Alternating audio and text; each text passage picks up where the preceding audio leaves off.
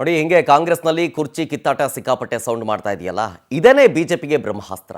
ಇದನ್ನ ಇಟ್ಕೊಂಡು ಸದನದಲ್ಲಿ ಕುರ್ಚಿ ಕಚ್ಚಾಟದ ಬಗ್ಗೆ ಪ್ರಸ್ತಾಪ ಮಾಡೋದಕ್ಕೆ ಸೂಚನೆಯನ್ನ ಕೊಡಲಾಗಿದೆ. ಎಲ್ಲಿ ನೆನೆ ಬಿಎಲ್ಪಿ ಮೀಟಿಂಗ್ ಕೂಡ ಆಯಿತು. ಬಿಜೆಪಿಯ ಶಾಸಕರೆಲ್ಲರೂ ಕೂಡ ಮೀಟಿಂಗ್ ಮಾಡಿದ್ರು. ಆ ಮೂಲಕ ಸರ್ಕಾರಕ್ಕೆ ಮುಜುಗರ ತರೋದಕ್ಕೆ ಬೇಕಾಗಿರುವಂತಹ ಒಂದಷ್ಟು ಟಾಪಿಕ್ಗಳ ಬಗ್ಗೆ ಡಿಸೈಡ್ ಮಾಡಿದ್ದಾರೆ. ಆರ್ ಅಶೋಕ್ ಅವರ ನೇತೃತ್ವದಲ್ಲಿ ಬಿಎಲ್ಪಿ ಸಭೆ ಆಯಿತು. ಅದರಲ್ಲಿ ತೀರ್ಮಾನ ಮಾಡಲಾಗಿದೆ, ಸರ್ಕಾರವನ್ನ ಇಕ್ಕಟ್ಟಿಗೆ ಸಿಲುಕಿಸುವಂತಹ ಬಗ್ಗೆ ತಂತ್ರಗಾರಿಕೆಯನ್ನ ಮಾಡಲಾಗಿದೆ. ಈ ಬಿಎಲ್ಪಿ ಮೀಟಿಂಗ್ನಲ್ಲಿ ಅಧಿವೇಶನದಲ್ಲಿ ಚರ್ಚಿಸುವ ವಿಷಯಗಳ ಬಗ್ಗೆ ಚರ್ಚೆ ಮಾಡಲಾಗಿದೆ. ಈ ಮೀಟಿಂಗ್ನಲ್ಲಿ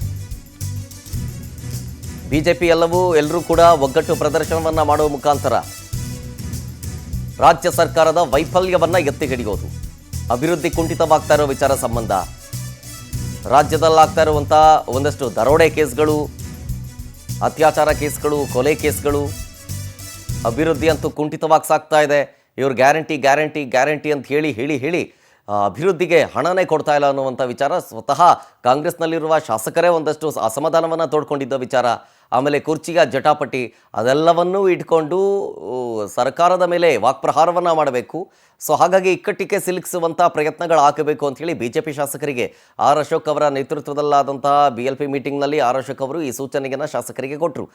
ವೇದಿಕೆಯಲ್ಲಿ ಪರಿಷತ್ ವಿಪಕ್ಷ ನಾಯಕರಿದ್ದಾರೆ, ಚಲವಾದಿ ನಾರಾಯಣಸ್ವಾಮಿ ಅವರು, ಆರ್ ಅಶೋಕ್ ಅವರಿದ್ದಾರೆ ವಿಪಕ್ಷ ನಾಯಕರು. ಅದಾದ ಮೇಲೆ ಬಿಜೆಪಿ ರಾಜ್ಯಾಧ್ಯಕ್ಷ BY ವಿಜಯೇಂದ್ರ, 3 ಜನರು ಕೂಡ ಸೂಚನೆಯನ್ನು ಕೊಟ್ಟರು ಬಿಜೆಪಿಯ ಶಾಸಕರಿಗೆ. ಅಲ್ಲಿ ಒಗ್ಗಟ್ಟು ಮತ್ತು ಮೈತ್ರಿಯ ಸಮನ್ವಯತೆಯನ್ನು ಕಾಯ್ದುಕೊಳ್ಳೋದಕ್ಕೆ ತೀರ್ಮಾನವನ್ನು ಮಾಡಲಾಗಿದೆ. ಉತ್ತರ ಕರ್ನಾಟಕದ ಸಮಸ್ಯೆಯ ಚರ್ಚೆಯಲ್ಲಿ ಎಲ್ಲರೂ ಕೂಡ ಭಾಗಿಯಾಗಿ, ಉತ್ತರ ಕರ್ನಾಟಕ ಭಾಗದ ಶಾಸಕರು ನೀವು ತಪ್ಪದೆ ಭಾಗವಹಿಸಿ, ಹೀಗೆ ಸೂಚನೆ ಕೊಟ್ಟಿದ್ದಾರೆ. ಯಾವ್ಯಾವ ವಿಚಾರವನ್ನ ಮುಂದಿಟ್ಕೊಂಡು ಸರ್ಕಾರದ ಮೇಲೆ ವಾಕ್ಪ್ರಹಾರವನ್ನ ಮಾಡಬಹುದು ಅಂತಂದ್ರೆ, ಪರಪ್ಪನ ಅಗ್ರಹಾರದಲ್ಲಿ ರಾಜ್ಯಾತಿಥ್ಯ ಕೊಡ್ತಾ ಇರೋದು, ರಾಜ್ಯದಲ್ಲಾಗ್ತಾ ಇರುವಂತಹ ಅತ್ಯಾಚಾರ ಕೇಸ್ಗಳು, ಕೊಲೆ ಕೇಸ್ಗಳ ವಿಚಾರ ಅದೆಲ್ಲವನ್ನೂ ಪ್ರಸ್ತಾಪಿಸಿ ಸರ್ಕಾರವನ್ನ ಕಟ್ಟಾಕುವಂತ ನಿರ್ಧಾರ. ಜೊತೆಗೆ ಸಂಖ್ಯಾಬಲದ ಕೊರತೆಯಿಂದಾಗಿ ಅವಿಶ್ವಾಸ ನಿರ್ಣಯವನ್ನ ಕೈಬಿಟ್ಟಿದೆ ಬಿಜೆಪಿ. ಈ ಹಿಂದೆಯೇ ಹೇಳಿದ್ರು, ಸದನದಲ್ಲಿ ನಾವು ಅವಿಶ್ವಾಸ ನಿರ್ಣಯವನ್ನ ನಾವು ಮಾಡ್ತೀವಿ ಅಂತ, ನೋ ಕಾನ್ಫಿಡೆನ್ಸ್ ಮೋಷನ್ ನಾವು ಇಡ್ತೀವಿ ಅಂತ ಬಿಜೆಪಿ ನಾಯಕರು ಹೇಳಿದ್ರು. ಅದರ ಸಂಖ್ಯಾಬಲದ ಕೊರತೆಯಿಂದ ವಿಶ್ವಾಸ ನಿರ್ಣಯವನ್ನ ಕೈಬಿಟ್ಟಿದ್ದಾರೆ. ಈಗ ಅಟ್ಲೀಸ್ಟ್ ಈಗ ಕಾಂಗ್ರೆಸ್ನ ಒಳಗೆ ಆಗ್ತಾ ಇರುವಂಥ ಬೆಳವಣಿಗೆಗಳು ಒಡೆದ ಮನೆ ಆಗಿದೆ. ಸೊ ಬಣಗಳು ಸೃಷ್ಟಿಯಾಗಿದ್ದಾವೆ. ಒಂದಷ್ಟು ಜನ ಸಿದ್ದರಾಮಯ್ಯನವರ ಪರವಾಗಿ, ಒಂದಷ್ಟು ಜನ DK ಶಿವಕುಮಾರ್ ಅವರ ಪರವಾಗಿ ಈ ಕುರ್ಚಿಯ ಜಟಾಪಟಿಗಳೇ ಸೀಮಿತವಾಗಿದ್ದಾರೆ. ಮಾತು ಡೆಲ್ಲಿ ಪರೇಡ್ ನಡೆಸ್ತಾ ಇದ್ದಾರೆ ಶಾಸಕರು, ಸಚಿವರೆಲ್ಲರೂ ಕೂಡ.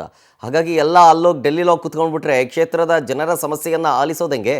ಸೊ ಹಾಗಾಗಿ ಇದ್ರ ಬಗ್ಗೆ ಸದನದಲ್ಲಿ ಧ್ವನಿಗೆತ್ತೋಣ ಅಂತೇಳಿ ಬಿಜೆಪಿ ನಾಯಕರು ಅಂದರೆ ಆರ್ ಅಶೋಕ್ ಅವರು ಶಾಸಕರಿಗೆ ಸೂಚನೆಯನ್ನು ಕೊಟ್ಟಿದ್ದಾರೆ.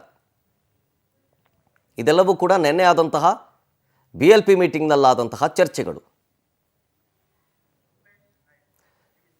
ಡೀಟೇಲ್ಸ್ ಕೊಡ್ತಾರೆ ಇದ್ರ ಬಗ್ಗೆ ನಮ್ಮ ಪ್ರತಿನಿಧಿ ರೂಪೇಶ್ ಬೈಂದೂರು ಲೈವ್ನಲ್ಲಿ. ರೂಪೇಶ್, ಈಗ ಬಿಎಲ್ಪಿ ಮೀಟಿಂಗ್ನಲ್ಲಿ ಆರ್ ಅಶೋಕ್ ಅವರು ಕೊಟ್ಟಂತಹ ಸೂಚನೆಗಳು ಜೊತೆಗೆ ಇವತ್ತಿನ ಸದನದಲ್ಲಿ ಪ್ರಮುಖವಾಗಿ ಯಾವೆಲ್ಲ ವಿಚಾರಗಳನ್ನು ಪ್ರಸ್ತಾಪ ಮಾಡಬೇಕು ಅಂತ ಮುಂದಿಟ್ಟರು ಅಂತ. ಹಿಂದೆನೂ ಕೂಡ ಬಿಜೆಪಿ ಸಮನ್ವಯ ಸಮಿತಿ ಸಭೆ ಮಾಡಿ ಹಲವಾರು ವಿಚಾರ ಸಂಬಂಧಪಟ್ಟ ಚರ್ಚೆ ಮಾಡಿತ್ತು. ಆದರೆ ಸದ್ಯಕ್ಕೀಗ ಸದನ ಯಾವ ರೀತಿ ನಡೀತಾ ಇದೆ, ಸದನ ಯಾವ ರೀತಿ ನಡಿಬೇಕು ಅಂತ ಇವತ್ತಿನ ನಿನ್ನೆಯ CLP ಸಭೆಯಲ್ಲಿ ಸಮಗ್ರವಾಗಿ ಚರ್ಚೆ ಮಾಡಲಾಗಿದೆ.